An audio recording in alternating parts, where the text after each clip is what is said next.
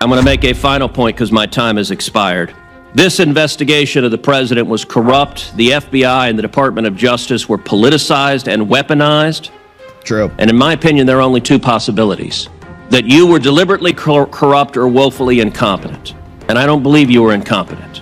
This has done severe damage to the professionals and the honorable men and women at the FBI, because law enforcement should not be used as a political weapon. And that is Ted Cruz and legs in the chat, as we see from this still. But that was Ted, and they brought that back out. They said, "You stand by it?" And Comey said in response, "I can only stand by the testimony that I gave to Grassley," which was fraudulent. The OIG provided its findings, and of course, the DOJ declined to prosecute James. So Cruz said, "So your testimony is you've never authorized anyone to leak?" And Mr. McCabe, if he says the contrary, is not telling the truth. Is that correct? Comey: "Again, I'm not going to characterize his testimony, but mine is the same." Not true. Your testimony might be the same, but it's also a lie. So shortly after Comey was fired, Trump began to publicly express his concern that Comey had leaked or authorized the leak of investigative information and gave false or misleading testimony to cover it up.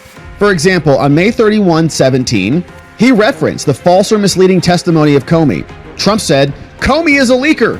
2 days later, he said, "I believe the James Comey's leaks will be far more prevalent than anyone ever thought possible." Totally illegal? ? From Trump.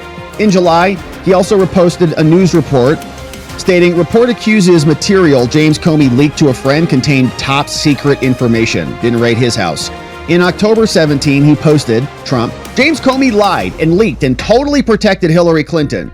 In March 2018, Trump said, "Wow, watch Comey lie under oath." To Senator Grassley when asked, "Have you ever been an anonymous source?" Of course he was.